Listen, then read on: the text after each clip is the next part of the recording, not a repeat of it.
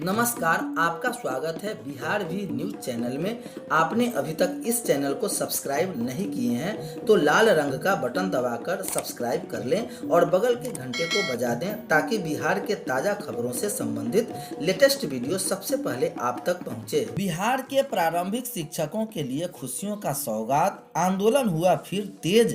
पुरानी पेंशन योजना को चरणबद्ध आंदोलन पर उतारेंगे प्राथमिक शिक्षक। राज्य के प्राथमिक शिक्षक पुरानी पेंशन योजना पुनर्बहाल कराने की मांग को लेकर देश भर के प्राथमिक शिक्षकों के साथ चरणबद्ध आंदोलन पर उतरेंगे।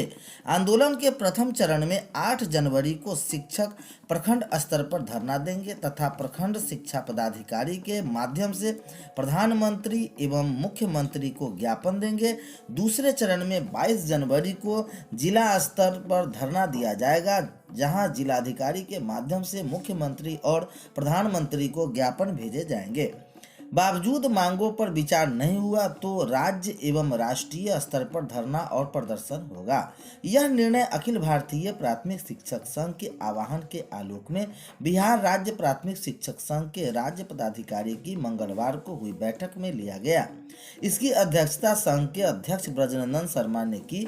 बैठक में नई पेंशन नियमावली का रद्द करते हुए पुरानी पेंशन योजना लागू करने, नए शिक्षकों को पुराने शिक्षकों की तरह वेतनमान एवं सेवा शर्त देने, पुराने पेंशनों में शिक्षकों को समाप्त हुए पदों को फिर से बहाल करने, पंचायत, प्रखंड एवं नगर शिक्षकों को 15% बढ़ोतरी के उपरांत सप्तम वेतन में दिए गए इंडेक्स के अनुसार वेतन निर्धारण करते हुए वेतन भुगतान की व्यवस्था करने तथा पुराने पेंशन शिक्षकों की तरह नए शिक्षकों को भी 10, 20 एवं 30 वर्ष तक पर प्रोन्नति का लाभ देने, वर्ष 2010 से स्नातक एवं प्रधानाध्यापक पद के वेतन में प्रोन्नति प्राप्त शिक्षकों के बीच विसंगति दूर करने, प्रधान शिक्षक, प्रधानाध्यापक के पद रिक्त पदों को प्रोन्नति से भरने तथा 10, 20 एवं 30 वर्षों की सेवा के उपरांत शिक्षकों को MACPS योजना का लाभ देने की प्रक्रिया शीघ्र पूरी करने की मांग की गई।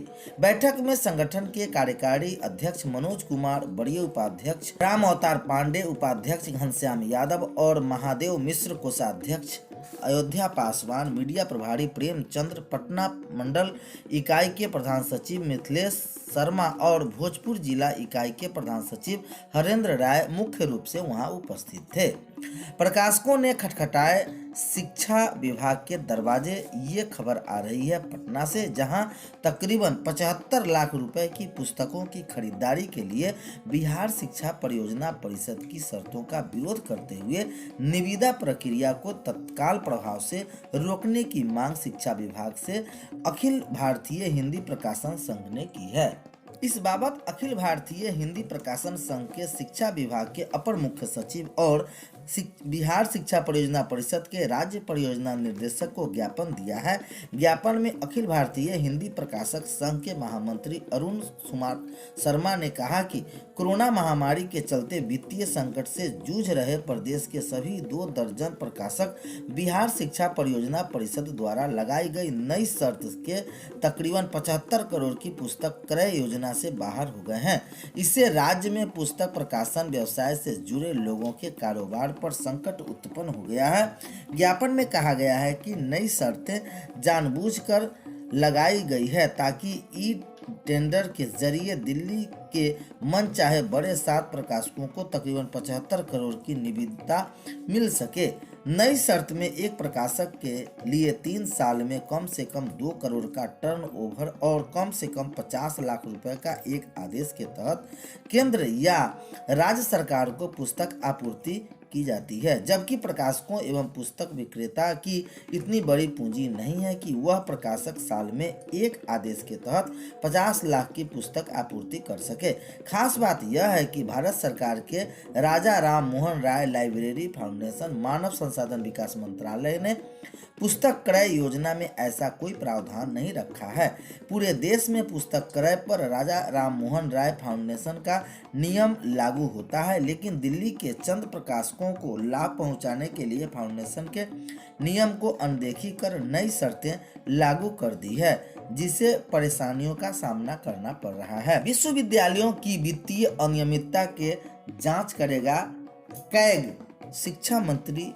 बिहार के शिक्षा मंत्री विजय कुमार चौधरी ने बताया कि नियंत्रक एवं महालेखा परीक्षक कैंग की राज्य के विश्वविद्यालयों के खातों एवं वित्त अनियमितताओं की गहन जांच करने और विस्तृत रिपोर्ट प्रस्तुत करने के लिए कहा गया है। श्री चौधरी ने विधानसभा में भोजनावकाश से पूर्व की कार्यवाही के दौरान मुख्य विपक्षी राष्ट्रीय जनता दल के ललित यादव के अल्प सूचित प्रश्न का उत्तर देते हुए बताया कि कैग को राज्य के विश्वविद्यालयों के खाते में एवं वित्तीय अनियमितताओं की गहन जांच करने और विस्तृत रिपोर्ट प्रस्तुत करने के लिए कहा गया है। उन्होंने कहा कि दोषियों को बख्शा नहीं जाएगा और उनके खिलाफ निर्धारित नियमों के अनुसार कार्रवाई भी शुरू की जाएगी। मंत्री के जवाब से संतुष्ट ललित यादव ने कहा कि जब सरकार को विश्वविद्यालय में बड़े पैमाने पर हुई वित्तीय अनियमितताओं की जानकारी थी तो उसे रोकने के लिए पहले ही ठोस कदम उठाना चाहिए था। उन्होंने कहा कि ऑडिट कराना कैग की एक नियमित प्रक्रिया और कर्तव्य है। उन्होंने सदन को समिति के विश्वविद्यालयों की अनियमितताओं की जांच कराए जाने की मांग की। श्री यादव के मामले की जांच के लिए विशेष जांच टीम SIT गठित करने की भी मांग की है। इस पर मंत्री ने कहा कि कैग की जांच संतोषजनक नहीं रहने पर मामले की दोबारा भी जांच कराई जा सकती है। चयनित अभ्यर्थी शिक्षकों के आंदोलन जारी है। चयनित प्रारंभिक शिक्षक अभ्यर्थी का धरना घेराव और गर्दनीबाग धरना स्थल पर मंगलवार को दूसरे दिन भी जारी रहा। आंदोलन चयनित अभ्यर्थी अविलंब नियुक्ति पत्र वितरण करने की मांग को लेकर धरना घेराव की अध्यक्षता में राजेंद्र सिंह ने की है और उन्होंने कहा है कि जब तक हमारी मांगे पूरी नहीं होगी तब तक यह धरना प्रदर्शन चालू रहेगा। शिक्षक अभ्यर्थी सौरभ कुमार ने कहा कि जब तक नियुक्ति पत्र का शेड्यूल जारी नहीं होगा तब तक आंदोलन जारी रहेगा। शिक्षक अभ्यर्थी रोशन झा, प्रीति माला, सतीश कुमार, सुनील कुमार जैसे सैकड़ों अभ्यर्थी लगातार धरना स्थल पर डटे रहे। शिक्षक अभ्यर्थियों ने कैंडल मार्च भी।